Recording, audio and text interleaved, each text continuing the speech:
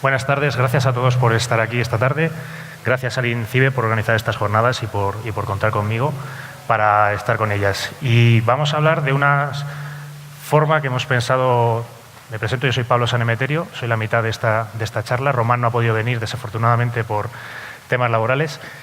Y lo que contamos es una idea que tuvimos o una forma que pensamos que puede ser útil para desactivar las infecciones de malware y de CryptoLockers. Como decía, soy Pablo Sanemeterio, trabajo en Telefónica, ese es mi correo electrónico y mi Twitter es pesaneme. La otra parte de la charla es Román Ramírez, que es uno de los cofundadores de la conferencia de seguridad ROTEZCON que se realiza en Madrid. Su correo electrónico le tenéis ahí, es una persona que está siempre apasionada por la tecnología y está metida en causas de 1000 tipos, y su Twitter es patovc. Bien, de lo que vamos a hablar en esta charla voy a tener 6 puntos. Uno inicial en el que voy a hacer una pequeña introducción hacia malware, evolución del malware en los años que ha habido y el por qué originamos este trabajo, Román y yo, hablando un poquillo un día en una conferencia. Vamos a hablar también de proyectos anteriores y de otros proyectos y trabajos anteriores que ha habido sobre esta idea, ya que al principio pensábamos que éramos los más inteligentes del mundo, pero luego nos dimos cuenta que la realidad es que hay mucha gente más inteligente que nosotros que lo ha pensado antes que nosotros. Voy a hablar de técnicas de reconocimiento que utiliza el malware para detectar cuando está siendo analizado. En esto hay distintos papers que lo llaman como malware que está atento o pendiente de que esté analizado, o también lo llaman malware con doble personalidad, que se comporta bien cuando está siendo analizado o se comporta mal cuando está ya dentro del entorno que quiere infectar. Por último, haré una pequeña demostración de la herramienta que hemos desarrollado y para finalizar una serie de conclusiones. El porqué de este trabajo. Yo siempre me gusta hacer una pregunta. ¿Vosotros pensáis que sois objetivo de ataque? ¿Quién dice que sí? Venga, que estáis aquí en la sala, me imagino que pensáis que sois objetivo de ataque. Los que no levantáis la mano es que no lo pensáis, ¿verdad? ¿Por qué? Vale, siempre digo hay una cosa, hay dos tipos de personas, o compañías, o poner el atributo que queráis detrás. Las que han sido atacadas y las que todavía no lo saben. ¿Y por qué somos atacados o somos objetivos? Porque de alguna forma tenemos dinero, algo tenemos siempre en la cuenta, aunque sea poco, o si no podemos ser convertidos en dinero. ¿Cuáles son las formas que utilizan los malos o las mafias para convertirnos en dinero? Pues son diversas. A lo largo del tiempo ha habido virus informáticos sobre todo y malware, que es el que nos ha estado sacando el dinero. A día de hoy el que más está funcionando y el que más nos está afectando a particulares y a compañías y a empresas es el CryptoLocker, todos lo conocéis. Su ataque básicamente consiste en cifrar el contenido de un disco duro y pedirte un dinero a cambio de devolverte la contraseña que te devuelve tus datos, tus fotos y, entre comillas, tu vida. Yo encuentro de vez en cuando en algunas charlas y talleres que tengo personas que me dicen, bueno, a mí no me importa que me cifren el contenido de ordenador, tampoco tengo nada tan importante. Suelen ser hombres y les suelo preguntar, quizás a ti no te importe perder las fotos, pero a tu mujer sí, ¿verdad? Vale, entonces pagarás. La otra forma de convertirte en dinero, si no es directamente cogiéndote dinero, es a través de tu información o a través de la información de tu empresa. La información es poder, la información es dinero. Y no sé si sabíais que las cámaras web se venden también en los mercados negros. No sé si han hablado en charlas anteriores que dentro de la Deep Web se pueden comprar cámaras de chicos por 10 céntimos y mujeres por 60 céntimos. Con lo cual, la información es dinero también. Y por último, la otra forma de convertiros en dinero es a través de vuestras plataformas o a través de vuestro hardware. Vuestro hardware puede ser utilizado para lanzar ataques contra otras empresas o puede ser utilizado mediante el uso de criptomonedas para generar esas criptomonedas y ahorrarse la luz. Es otra forma de generaros dinero. El ataque de Mirai, que ocurrió hace unas semanas, nos demuestra cómo se pueden alquilar también montones de elementos para ser utilizados en un ataque de denegación de servicio. ¿Qué tipologías de malware hay? Malware es todo tipo de software malicioso. Cuando digo malicioso es que hace cosas malas. Tenemos los virus, que son quizás los más clásicos, que lo que hacen es infectar otros programas y ir pasándose al infectar otros programas, ir pasando de ordenador en ordenador. Otro tipo de malware, por ejemplo, pueden ser las bombas lógicas. Lo que hacen es consumir recursos hasta que te dejan el ordenador inservible. Otro tipo de malware ya en desuso a día de hoy son los dialers, pero en los tiempos en los que no había DSL ni tarifas planas, su ataque consistía básicamente en cambiar el número al que te llamabas. Ya no llamabas al número de Infobía, sino que llamabas a un 906 donde iban haciendo dinero contigo. Los gusanos. Los gusanos son un tipo de malware que lo que hace es autorreplicarse. Va atacando normalmente mediante una vulnerabilidad y va infectando servidores, ya que normalmente tiene un ataque de día cero, que es desconocido, no se tiene protección para él, y van infectando máquinas a lo largo de Internet. El primer gusano que se conoce es el gusano Morris del 88. Los troyanos, también otro tipo de malware que normalmente se suelen hacer pasar por software legítimo y te infectan la máquina, tienen control de tu máquina a través de este programa. Software espía. Software espía suele ser un tipo de malware que lo que hace es, básicamente, como dice su nombre, espiarte el ordenador.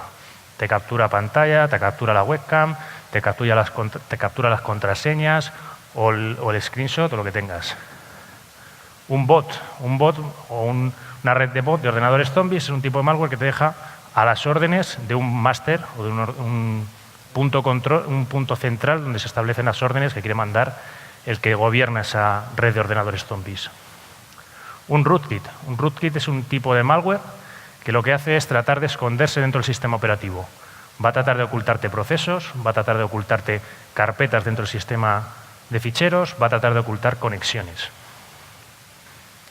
Los miners o los minadores de criptomonedas, como os he dicho, hay tipos de malware que lo que hacen es infectar tu máquina y dejarla trabajando dentro de un clúster de máquinas para generar criptomonedas. Como sabéis, el Bitcoin cotiza y se puede cambiar por dólares. El antivirus fake, este es quizás un poco el predecesor a la que estamos sufriendo a día de hoy con los CryptoLockers. Antes de los CryptoLockers lo que solía ocurrir es la gente iba navegando por Internet, les aparecía una pantalla en la que decías: hey, hemos detectado que tu ordenador está infectado. Toma, cómpranos este antivirus y te desinfectas. Y la gente pagaba por ese antivirus falso. Lo que pasa es que la gente se empezó a aprender el truco y apareció lo que estamos sufriendo a día de hoy, que es sobre todo los CryptoLockers, que lo que te hacen es cifrar el disco duro y dejarte el contenido de tu ordenador inaccesible y pedirte un rescate a cambio. Un rescate que suele crecer a lo largo del tiempo. Cuanto más tarde, más vas a pagar. Y también han sufrido evolución. Desde los primeros, que usaban algoritmos de criptografía débiles, han ido pasando y evolucionando hacia un tipo de malware y hacia un tipo de cifrado, sobre todo robusto, del cual no se puede romper. ¿Qué ha ocurrido en la evolución del malware? Os he contado un montón de tipologías. Si os dais cuenta, muchos virus, si tú coges un virus particular, suele caer en varias de estas categorías, no suele quedarse solo en una única exclusiva de estas categorías. ¿Qué ha pasado a lo largo de la historia dentro del malware? El malware inicialmente eran pruebas de concepto en las cuales la gente demostraba pues, que sabía hacer determinadas cosas o conseguía lograr vulnerar sistemas, pero se quedaban ahí. No se trataban de ocultar, no se trataban de esconder y normalmente encontrábamos al bichito aquí tratando de escapar de todas las casas de antivirus que le querían cazar, porque era fácil, no se escondía. De estos ejemplos tenemos el clásico Barrotes. ¿Quién no se acuerda del Barrotes o quién no se acuerda del Viernes 13? Había malware de todo tipo, como el de la ambulancia, que te salía una ambulancia, o el autosuicida, que según le persabas control D se eliminaba de memoria, o el Walker, que te salía un elemento ahí en colores dentro del MS2. Para eso era novedoso, no se solía ver. Pero realmente no tenían así como una repercusión maligna dentro de tu equipo. Aparecieron algunos que tenían incluso mensajes reivindicativos, como el virus del SIDA, que no se estaba investigando lo suficiente para su cura. Y aparecieron también luego posterior algunos que igual se pueden considerar como predecesores también del CryptoLocker, como puede ser el virus el MATS, que te pedía que hicieras una operación matemática para liberarte de determinados comandos, te había bloqueado una serie de comandos, o el del casino, que lo que te hacía es, te borraba la FAT era la tabla de particiones donde tenías todos los sistemas de ficheros y donde accedías a los ficheros, y te hacía jugar una partida al blackjack. Si conseguías ganar, te restauraba la FAT, si perdías todos tus datos. Empezaron a ser ya los primeros un poco cabroncetes. Pero realmente detrás no te pedían dinero, solo estabas jugando una partida. Un poco la ruleta rusa, pero tampoco malo. ¿Qué ocurrió a finales de los 90, principios del 2000? Que todo esto mutó, todo esto cambió y dejó de ser una industria o un hobby de gente que demostraba lo buena que era programando o encontrando fallos de seguridad y se convirtió en un negocio y se profesionalizó. Y lo que buscaba era dinero. Y por eso los bichitos chiquititos que antes corrían todas las casas de virus detrás de ellos se convirtieron en auténticos proyectos de software, de ingeniería de software, con sus pruebas, su testing y todo lo que hay detrás y sobre todo orientado a ganar dinero. Y las casas de antivirus en muchos casos pues no los ven. Es el caso del también muy famoso troyano bancario Zeus o casos en los que entran actores que ya no son mafias, sino que son estados y que generan ciberarmas, como el caso de Stuxnet, en el cual tenían 3 zero days y su objetivo era atacar las centrales nucleares de Irán. ¿Qué es lo que hacen normalmente las casas de antivirus o que hacían clásicamente las casas de antivirus? Tienen lo que se llama un laboratorio de malware. Un laboratorio de malware donde se analizan todas las muestras que van llegando y se genera una firma o una vacuna para ese tipo de malware. Suelen ser entornos como este o similares, en los que tienen muchos monitores y gente experta que se dedica a leer cosas tan raras como veis ahí en la pantalla. Usan herramientas como puede ser Radare, como puede ser IDA, como puede ser Immunity Debugger o otras muchas que me dejo, y normalmente lo que analizan es algo como esto, que si para los que no lo conozcáis es código ensamblador, es la última frontera de lo que hablamos las personas antes de que hablen las máquinas. Y lo que hacen básicamente es analizar esto para ver qué es lo que hace el malware. La gente que desarrolla malware se fue dando cuenta poco a poco que esta gente, que lo que hace es ingeniería inversa, les pillaba rápidamente los trucos o los fallos que usaban. Y empezaron a usar técnicas para esconderse. La primera, por ejemplo, es esta que se ve aquí, que es la de, como estás usando depuradores, desensambladores, que dejan un proceso suspendido y en proceso de depuración, yo lo que voy a hacer es usar una función del sistema operativo de Microsoft para verificar si mi proceso está siendo depurado o no. En caso de estar siendo depurado, termino el programa. En caso de no estar siendo depurado, sigo ejecutando normalmente. Es un pequeño principio de un comportamiento, un desdoblamiento de personalidad. ¿Qué ocurre también para las casas de antivirus? Que el número de muestras que se generan al trimestre es de en torno a 40 millones. Eso supone unos 400.000 muestras de malware al día. ¿Vosotros pensáis que hay alguna casa de antivirus capaz de soportar semejante carga en humanos? Porque, claro, el analizar el código ensamblador y detectar qué es lo que está haciendo es costoso en tiempo y en recursos humanos. Entonces, ¿qué es lo que ocurre? Aprovechando la virtualización y otras muchas herramientas de automatización, las casas de antivirus lo que hacen es ejecutar estas muestras de malware en entornos automáticos, que se conocen como sandbox, que se apoyan en las tecnologías de virtualización para simular entornos donde ejecutar los códigos maliciosos y detectar su comportamiento sin necesidad de estar rascando el código ensamblador. Y si al menos de las 400.000 me quitas 300.000 así, ya me has quitado una buena parte del trabajo. ¿Qué ocurre? Bueno, aparecieron, una de las sandbox más famosas es Kuko Sandbox. ¿Qué ocurre? Que los malos no son ajenos a este tipo de tecnología. Los malos la conocen, los malos la usan también y que desarrollan técnicas para evadirla, para generar también un comportamiento, un desdoblamiento de personalidad, en el cual, cuando estás ejecutando dentro de la sandbox, pues te comportas bien, básicamente como un niño pequeño. Cuando mira a papá, me comporto bien. Cuando ya no mira a papá, me comporto mal. ¿Qué es lo que se nos ocurrió? Ya que hay mucho malware que se comporta así y que cada vez, al estar más extendidas estas técnicas de sandboxing que se colocan en las entradas del correo electrónico, se colocan a las entradas de la navegación web de las distintas compañías, pues para tratar de ocultarse, los bichos cada vez usan más estas técnicas anti-sandbox. ¿Qué es lo que pensamos nosotros? Coño, si ya se desactivan y no ejecutan la parte maliciosa, un malware de estas dos personalidades, cuando detecta una sandbox, ¿qué podría pasar si lo que hacemos es que un ordenador físico se comporte como si fuera una sandbox? Si lo que os decía, si aparte lo combinamos con técnicas de sandbox a la entrada lo normal es que ocurrirá es que no se va a comportar con la parte maliciosa la mayor parte de las veces. Si esto además lo combinas con tener una sandbox tanto en el correo como en la entrada, el virus que no se tenga este desdoblamiento y se comporte siempre mal, le deberías pillar en la sandbox. Como os decía, Román y yo nos pensábamos que habíamos descubierto la fórmula de la Coca-Cola. Estábamos súper contentos. La verdad es que en cuanto empezamos a rascar un poco nos dimos cuenta que no éramos tan listos.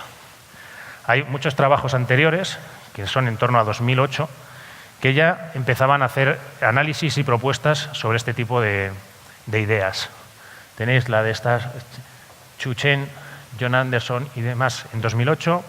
Jordi Vázquez, que es una persona que conozco de Barcelona, presentó también en 2013, dentro de una conferencia de Kaspersky, una idea que era directamente desplegar los ficheros. Sabéis que VirtualBox, por ejemplo, en este caso, utilizan unos ficheros muy concretos.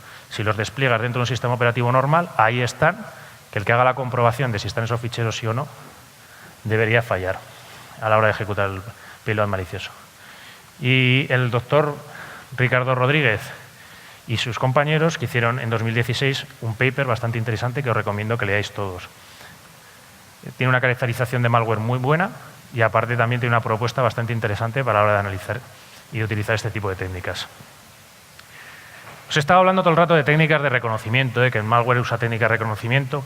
¿Qué técnicas de reconocimiento son las más utilizadas? Vale, os he hablado de una, que es la detección de cuando estás siendo depurado. Hay otras que os he contado también, que son las de detección de máquinas virtuales. Y hay otras que se dedican a analizar o a detectar aplicaciones o entornos que se suele usar en un laboratorio de malware por parte de una persona. Las técnicas de depuración, bueno, os he contado una en el ejemplo, la más clásica, que es el flag de check, en la parte del Process Environment Block de todo proceso, que es una estructura que contiene, hay un flag que le indica si está siendo depurado o no. Ese flag se puede consultar vía las APIs de Microsoft, is debugger present, check remote debugger o incluso con funciones tipo output debug string. ¿Vale? Son funciones que se utilizan normalmente cuando estás desarrollando para dejar mensajes y verlos mientras depuras.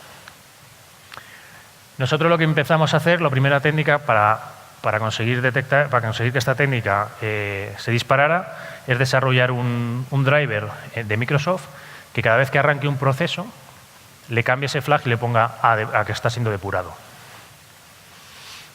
Output debug string, lo que hicimos es buscar esa función y sustituirla por una función nuestra que lo que va a hacer es el comportamiento similar al que estuviera siendo depurado.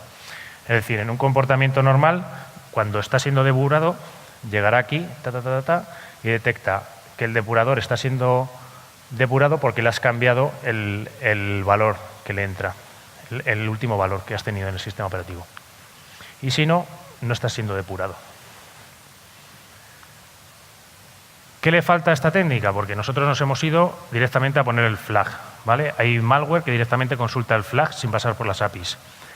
Hay determinados puntos en la parte del heap, que es la zona de reserva de memoria dinámica, que también están marcados cuando se pone un depurador a funcionar.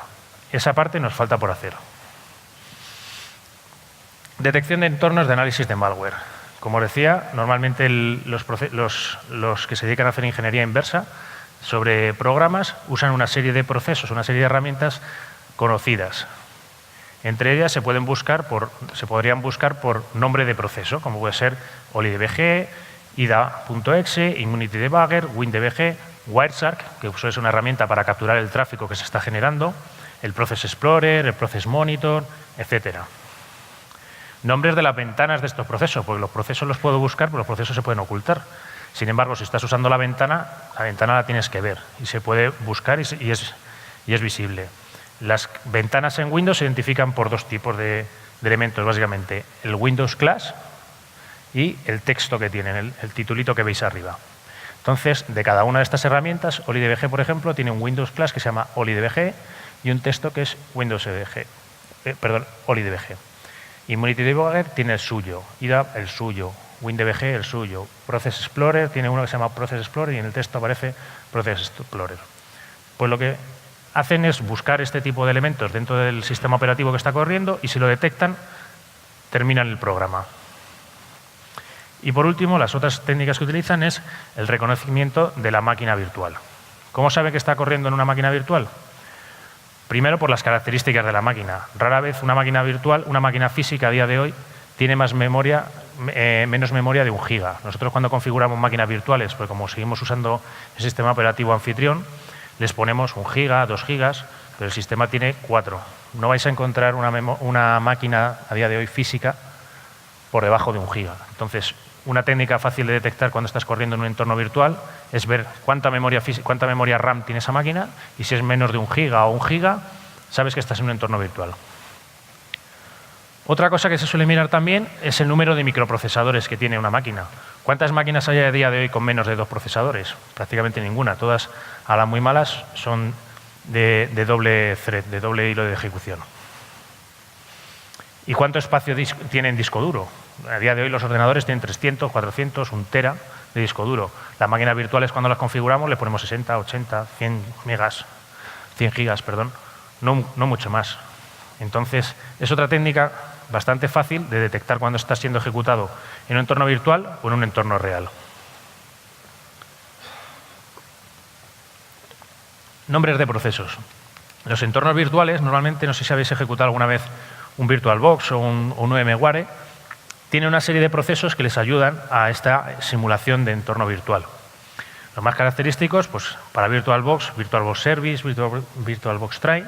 Para VMware, pues VMware Auth, VMNAT, VMware DHCP, el USB. E incluso también hay algunos procesos bastante característicos, como puede ser la IMPI de Cuco. Es decir, si tú eres un proceso y te pones a ejecutar en un entorno Windows y ves algo que se llame AgentPI, empiezas a sospechar que igual estás dentro de una Cuco Sandbox.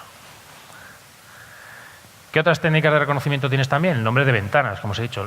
Las herramientas de los analistas de malware tienen unas ventanas con unas características.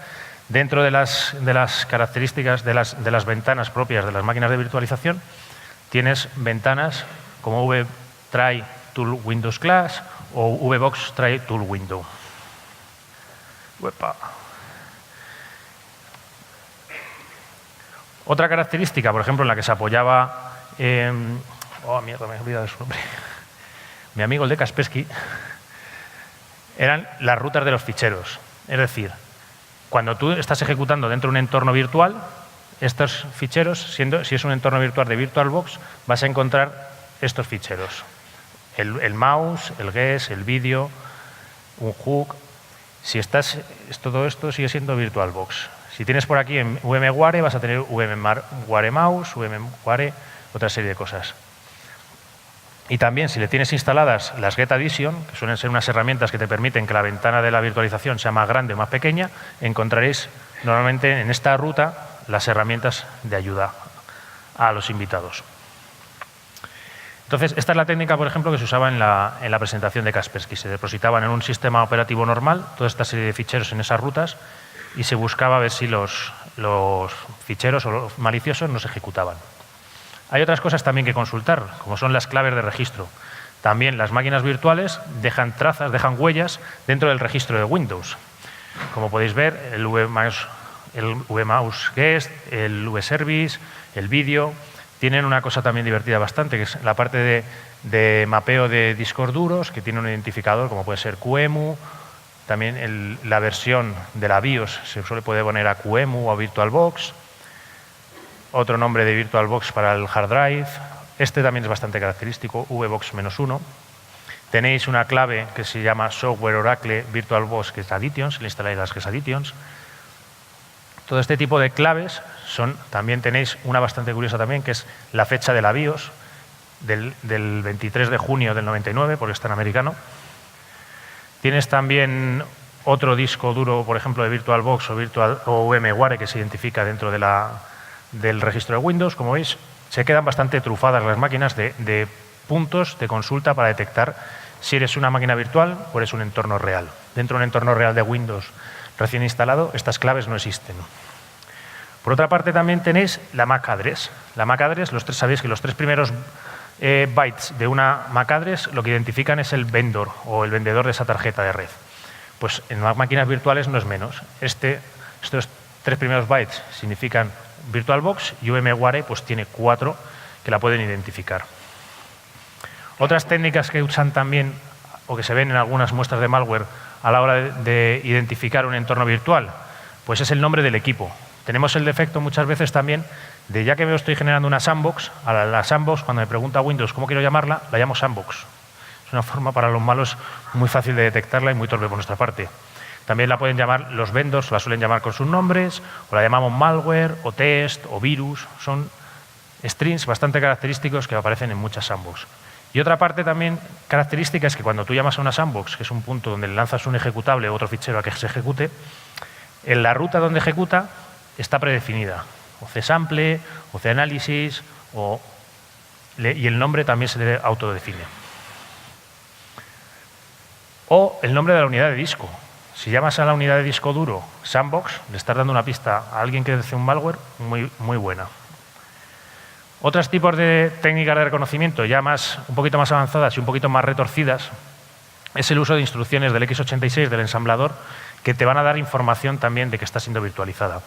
Como puede ser CPU-ID. CPU-ID es una instrucción válida del ensamblador que lo que te da es información acerca de qué CPU está corriendo. Si estás corriendo dentro de un VMware y le llamas con CPU-ID, te va a decir VMware. Si estás dentro de VirtualBox, te va a decir VirtualBox. Si estás en una Intel normal, te va a decir que estás en una Intel genuina, con lo cual ya te está dando una pista. Y hay otra serie de técnicas también que utilizan para detectarles, como puede ser, por ejemplo, la localización de la tabla de interrupciones. Como son dos sistemas operativos que están corriendo, por un lado el sistema operativo anfitrión y por otro lado otro Windows, que es un sistema operativo virtual, el tema es que la tabla de interrupciones no tiene por qué ser la misma y están mapeadas en direcciones diferentes. Y por eso aparecen técnicas como localizar la tabla de interrupciones y ver en qué dirección está. Pero no solo la tabla de interrupciones, también la tabla global de descriptores o la tabla local de descriptores de funciones se encuentran en direcciones diferentes. Como veis, la gente que desarrolla malware tiene un gran número de técnicas o de herramientas disponibles a la hora de detectar si está siendo analizado o no. ¿Nosotros qué nos propusimos? Por un lado, vamos a hacer una serie de aplicaciones de pega, ¿vale? O fake, que van a tratar de simular las herramientas que utiliza un analista de malware, se van a llamar igual, tienen el mismo process name, el mismo Windows class y el mismo Windows text, para tratar de engañarles. Como veis, son ventanas que simplemente están huecas, pero les hemos dejado el mismo iconito, el mismo título, la misma clase de ventana y el mismo process name. A ver si alguno cae por ahí. Por otra parte, como os he adelantado antes, otra parte que desarrollamos es un driver que monitoriza cuando aparece un proceso nuevo dentro del sistema operativo, que se hace con esa función. Create process notify routine. Y a cada proceso nuevo lo que le hace son dos cosas. Por un lado, como os he comentado, le pone el flag de debug a true. Y por otro lado, le inyecta una DLL, que curiosamente además la llamo sandbox.ie, porque suele ser una DLL que también buscan el malware para detectar si ese programa donde están ejecutando tiene una sandbox ya, que se llama sandbox.ie. Esta DLL, que aprovecho a inyectarle al proceso que se crea, lo que hace es hookear todas las funciones necesarias para simular registros y ficheros dentro de ese proceso, para engañarle.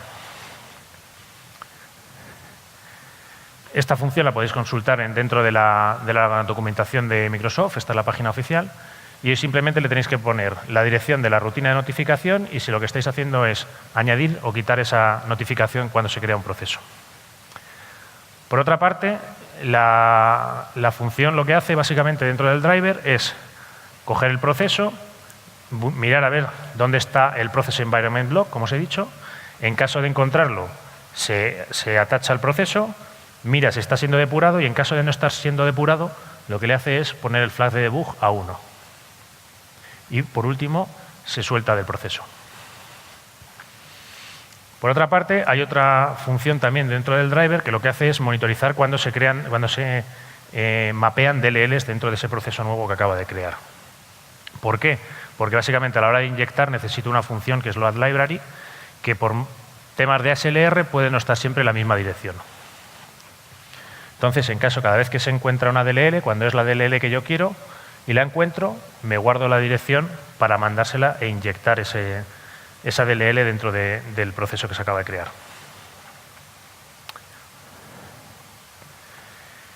Por último, también, otra de las cosas que hace el proceso, el load driver, es un proceso que se va a encargar de, primero, por un lado, lanzar las aplicaciones falsas y, por otro lado, meter también el driver. A la hora de lanzar las aplicaciones falsas, pues bueno, tengo aquí una lista de ellas y de Immunity y tal, simplemente si quiero ampliarlas y meter otra tool que no tenga aquí metida, es añadirla dentro de ese array para que se lance. Y la otra parte, bueno, aquí tenéis la parte en la que se inyecta la DLL. Se detecta que el proceso se ha creado un proceso nuevo, el driver le llama a la parte de espacio de usuario y ahí es donde se hace todo el proceso de inyección de DLL. Dentro de ese proceso, las DLLs, una vez inyectadas, siempre tienen como una especie de main o punto inicial, que en esa inicialización es donde vamos a ejecutar todo el proceso de parcheo del proceso para engañarle.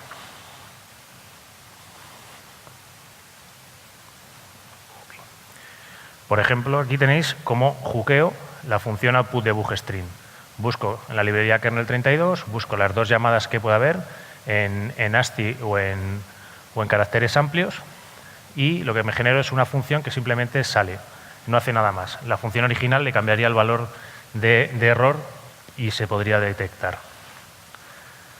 Y por último, para la parte de instrucciones, que como os he dicho es la parte más rebuscada y la parte más difícil, nuestra propuesta hemos analizado inicialmente un intento que puede ser a través de lo que se llama DBI o instrumentación de binarios. Desafortunadamente esto mete una carga muy fuerte y el rendimiento de las aplicaciones cae, con lo cual no es una solución operativa.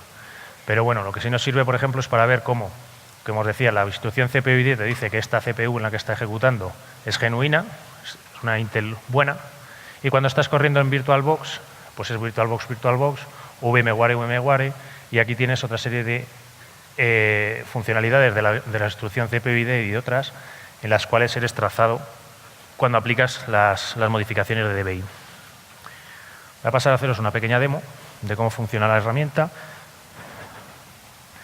Para ello, para la demo, lo que utilizo es un programa que ha desarrollado Alberto Ortega, que se llama Pubfish. Pubfish se ha convertido prácticamente en un estándar a la hora de probar las sandbox, y tu programa lo que busca, ¿vale? Y lo que buscas cuando estás ahí, vale, que no se ve. Aquí. Ok. Vale, lo que buscas cuando utilizas esta herramienta, lo que usas es este ejecutable, lo lanzas dentro de una sandbox y lo que vas a buscar es que te dé todos los flags, todos esos checks verdes que veis de OK, te los genere en OK.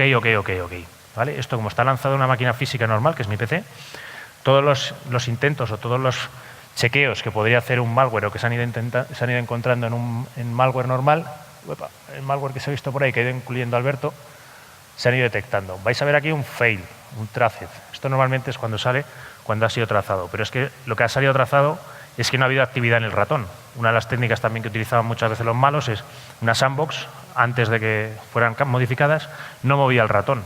Entonces, ¿qué usuario normal no mueve el ratón? Pues el que se haya ido a comer. Pero el que está usando normalmente el ordenador lo mueve. Entonces, esta es la técnica de detección de la actividad del ratón. Ahora, cuando cargue el proceso, perdonad, cuando cargo la herramienta,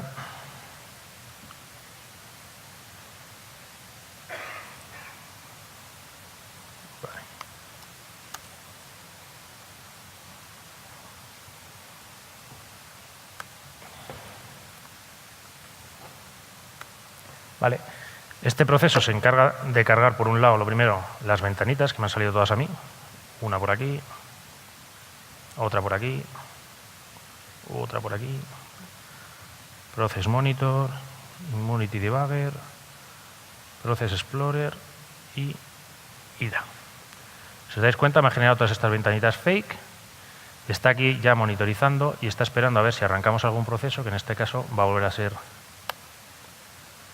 el Pubfish, pero esta vez ya veis que empiezan a aparecer unas cuantas trazas en rojo y sigue siendo el mismo ordenador, no ha cambiado nada más que simplemente que se les inyecta una DLL y que los checks empiezan a fallar y tratamos de engañar simulando que este entorno físico es un entorno virtual, ¿vale? Lo primero, tenéis la parte del debugger present, estas, como no está integrado todavía, pero la parte de emular y falsear las instrucciones no están metidas aquí ahora os enseño la demo, y todo el resto de instrucciones van a ir detectándose, salvo alguna concreta que todavía falla, pero casi todas le engañáis simulando ser una máquina virtual. Vale. Quito driver, cpin, perdona.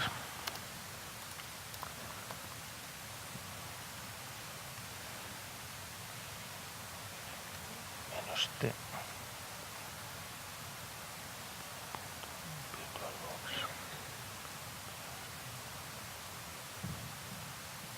Vale. Esta es la herramienta que lo que hace es el DBI. El DBI lo que es una instrumentación dinámica de binarios y lo que va a hacer es cambiar esas instrucciones y ponerles algo a ejecutar por delante o algo a ejecutar por detrás, lo que tú le digas. Entonces, yo aquí lo que le voy a hacer es que todas las instrucciones que sean CPU ID me las cambie para que simule ser, en este caso, si no me equivoco, un VMware. Y lo primero que veis es que aquí ya tenéis que tiene una máquina en hipervisor y que es VMware. Y otras instrucciones que antes estaban en OK, ¿vale?, para detección de las máquinas virtuales, ahora están ya fallando. Estoy simulando ser una máquina virtual en el ordenador real.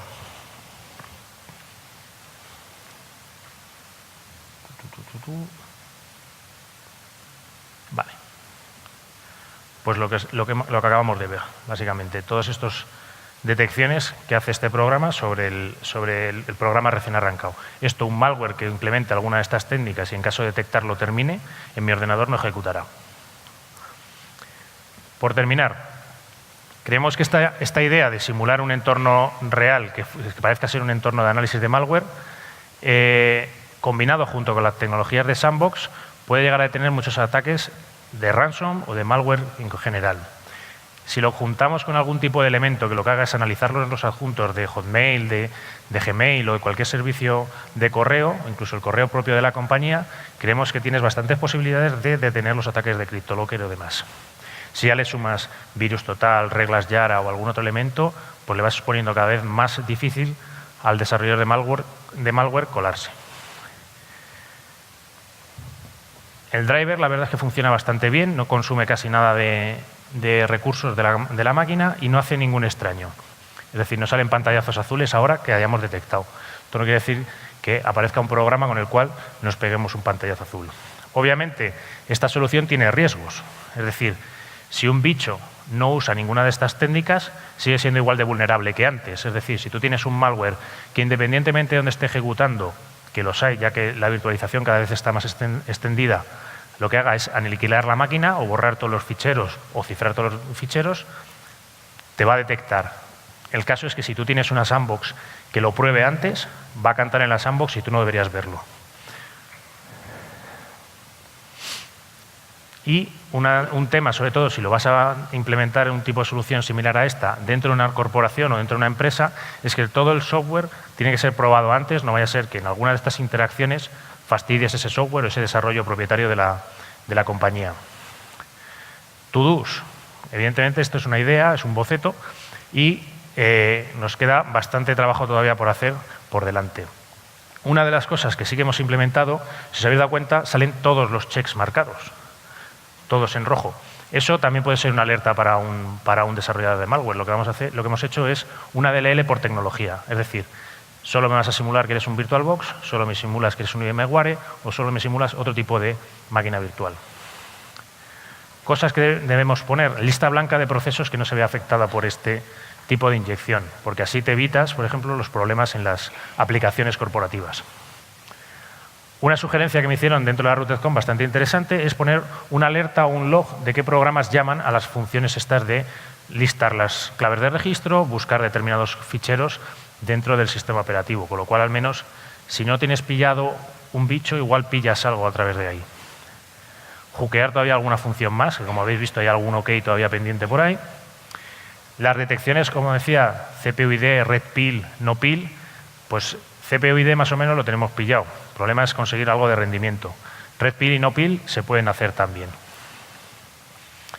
Y ocultarte ante búsquedas, es decir, ya que te estás lanzando y tienes un nombre de driver concreto o tienes una serie de procesos o DLLs concretas, tratar de camuflarte o esconderte para que no seas fácilmente encontrable.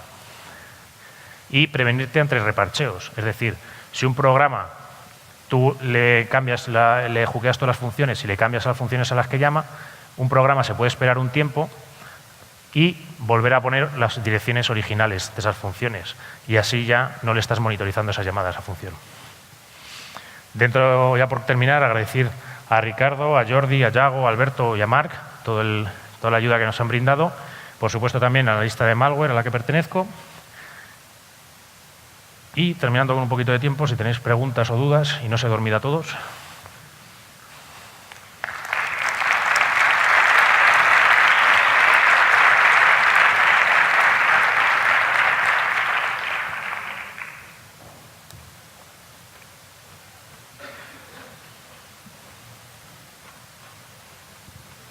Hola, buenas. Mira, Hola. mi pregunta sería sobre algo que vi en una conferencia de YouTube sobre unos nuevos virus o ransomware que al parecer empiezan a aparecer ahora que atacan o se instalan en la BIOS. Si sabes algo de eso, ¿nos podrías explicar un poco sobre eso? Gracias. A ver, los ataques sobre BIOS, David Barroso tiene una charla genial también por internet, que la puedes buscar, en la que te cuenta cómo la BIOS es un punto vulnerable, donde normalmente no se suele mirar, y donde se puede instalar ya no solo ransomware, sino cualquier tipo de software espía. Es decir, tú instalas ahí en un software espía y da igual el sistema operativo que pongas y las veces que lo formatees y lo instales, porque ese malware que está en la BIOS, cuando vea arrancar el sistema operativo y vea que no está infectado, te lo va a infectar, porque es lo primero que arranca antes que el sistema operativo incluso. Todas estas medidas van sobre el sistema operativo.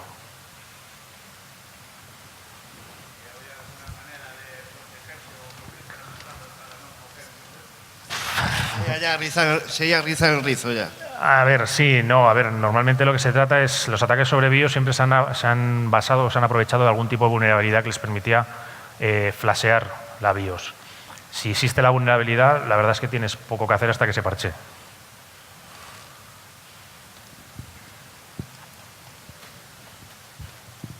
Hola, buenas tardes. Buenas tardes. Yo tenía dos dudas, bueno, tres. La primera es la siguiente. Esta aplicación que habéis desarrollado, digamos, imaginemos que estamos en un entorno que tenemos una virtualización instalada o una VMware o lo que sea y ejecutamos esa aplicación. En ningún momento sobrescribe o afecta a la propia virtualización. Sí, exacto. Al simular las localizaciones o los registros o los ejecutables esos que comentabas antes, en ningún momento, digamos, pisa las aplicaciones de virtualización. No, porque siguen estando en los mismos puntos. Yo no elimino las que hay, yo simplemente hago que aparezcan las que no están y son las mismas que hay en virtualización. Vale. Esa una. Luego, otra es respecto también a la aplicación. Comentas que en la última temporada, virus de tipo ransomware o CryptoLocker, digamos que basan sus ataques en reconocer esos entornos de virtualización o sandbox. ¿Eso engloba a todos los, o sea, todos los CryptoLocker hacen eso o solo las últimas versiones? A ver, quizás no me he explicado del todo Sí, bien esta parte, que quizás no la he dejado del todo claro. Estas son técnicas que en general implementan casi todo el malware, prácticamente todo el malware. Precisamente el CryptoLocker es quizás la que menos las implementa, porque sus campañas son cortas en el tiempo y lo que se dedican es a infectar todo lo que pillen. Y además son conscientes de que cada vez hay más entornos virtualizados. Vale, perfecto. Y luego la última duda ya es sobre el funcionamiento de CryptoLocker y, digamos, o sea, cuando CryptoLocker infecta un equipo, encripta todos los datos, te pide un rescate y muchas veces te dicen conéctate a la red Tor y realizas el pago en bitcoins para que no puedas coger y encontrar el origen de... Yo siempre he pensado, cuando alguien hace el mal y le estás pidiendo dinero, es muy fácil coger y dices dónde está ese dinero o dónde va, ¿no? O seguir esa ruta del dinero es la manera más sencilla de pillarlos, digamos, ¿no? En este caso, ¿hay alguna manera de localizar a la persona que realiza eso? Eso es una pregunta. Y la otra es si cualquiera puede aprovecharse del CryptoLocker para crear su propia versión y pedir su rescate y a su cuenta de bitcoins. Vale, a ver, por distintas partes. La parte de seguir el dinero es cierta, hasta cierto punto. Quiero decir, las mafias se organizan de tal forma que lo que hacen, por un lado, es tener mulas, que son los que dan la cara. Normalmente, no sé si habrás visto ofertas de trabajo de estas que te dan 3.000 euros, gana 3.000 euros al mes por hacer 4 transferencias. Sí. Nadie gana 3.000 euros por hacer 4 transferencias. Ese es una mula y es al que le endiñan todo el dinero. Luego saca ese dinero, lo manda por Western Union, por el MoneyGram o por el elemento que quieras a otra cuenta en un país extranjero. Correcto. Y allí en el extranjero tienes otra persona, que es otra mula, que es la que retira ese dinero y al final le llega a la mafia. Evidentemente se comen sus pellizcos, pero el dinero lo único que tiene son 2 pantallas. Eso para el mundo del dinero físico, digamos, un mundo real. Correcto. Para la parte del mundo del dinero virtual, la verdad es que es bastante jodido seguir todo el tema de bitcoins, carteras y demás. Y en cuanto a la última pregunta que me has dicho, recuérdame, perdona que estoy fatal de memoria.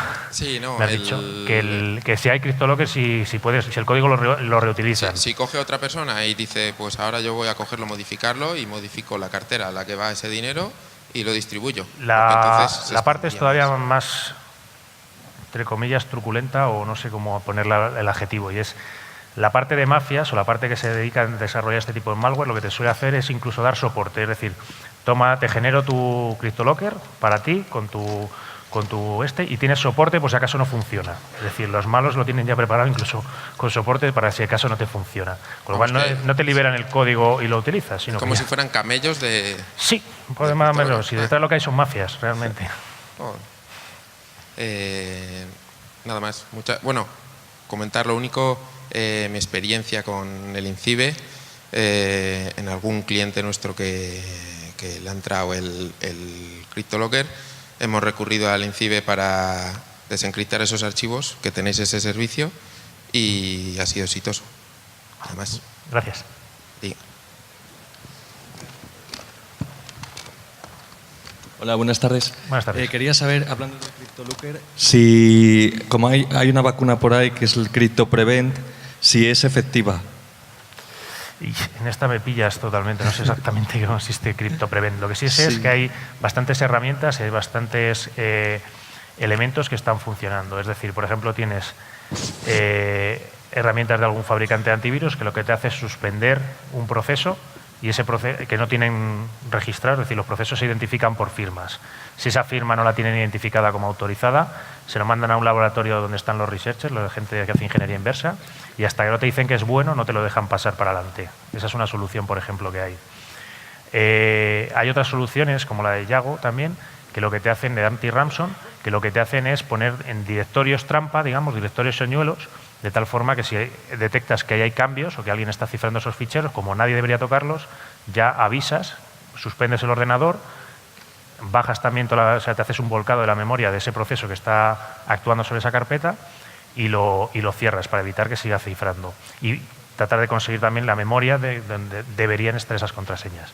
Y por último, desde 11path también, hace poco lo que se propuso es una solución que es un filter driver, que lo que hace es marcarte una serie de directorios en los que, por ejemplo, con Latch, no sé si conoces Latch. Latch es una solución de Telefónica que lo que te hace es, como digamos, un pestillo digital, ¿vale? Abierto, cerrado. Entonces, este driver está sincronizado con Latch. Tú normalmente, por ejemplo, tienes tu directorio de fotografías, vuelcas ahí todas tus fotografías, con el Latch, digamos, cerrado, permites que se pueda escribir en ese directorio, y cuando terminas de grabar todas tus fotos y de volcarlos, lo cierras el pestillo, y ahora cualquier proceso que intente escribir ahí no va a poder, está bloqueado.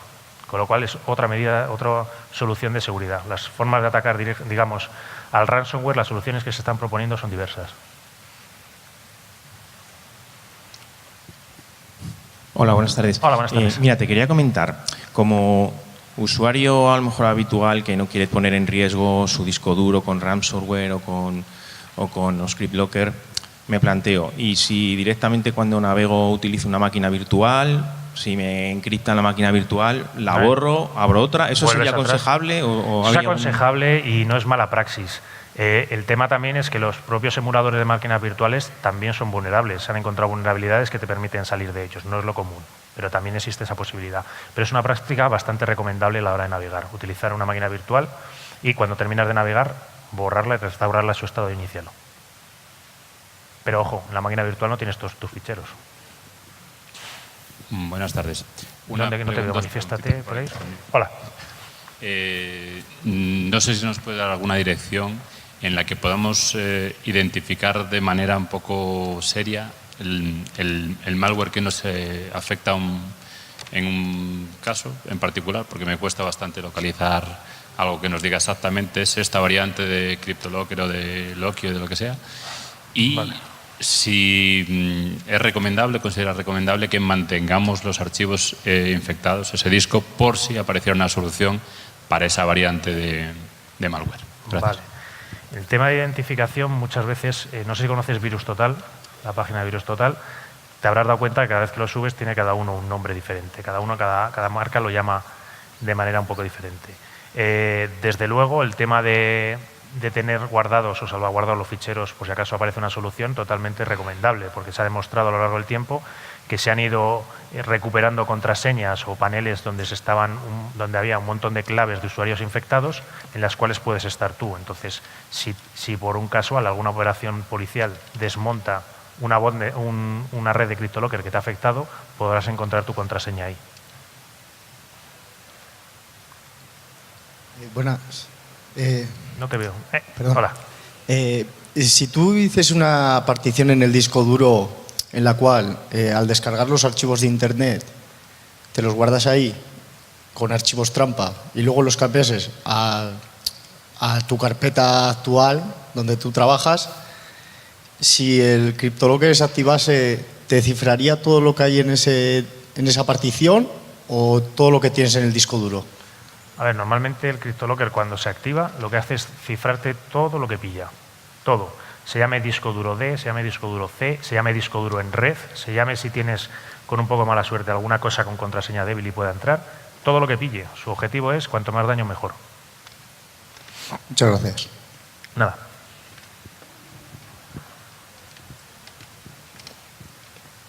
Hola, buenas. Hola, buenas. Buenas tardes. Vamos a ver. Cuando se está cifrando, no estoy muy seguro de que esto sea así, pero creo que sí. Cuando se está cifrando con el CryptoLocker, creo que la contraseña sigue teniendo que estar, es evidente, en el equipo. Tenemos ese espacio de tiempo para poder localizar la contraseña. Una vez que ya está completamente cifrado, esa contraseña se borra. Es decir, es el propio CryptoLocker la borra, ¿no? Creo que eso es así, no me equivoco. Sí, no te equivocas. Lo único es que hay alguna versión, y si no la hay, pronto la habrá, que no te cifre todo con la misma clave. Entonces, sí, por eso, por ejemplo, la solución de Yago, la que te comentaba, el anti-ransom, que tiene directorios trampa, lo que hace en cuanto detecta que hay alguien escribiendo ahí es dumpear la memoria, o sea, volcar toda la memoria de ese proceso para ver si está la contraseña claro, ahí. En el momento ese que la volcamos, haces el dumping, sí que podrías encontrarla con alguna herramienta de descifrado, podrías encontrar la contraseña. Analizando ese dump de memoria que te hace ese proceso, tendrías posibilidad de encontrar la contraseña. Eso sí, siempre y cuando sea siempre la misma para todos los directorios.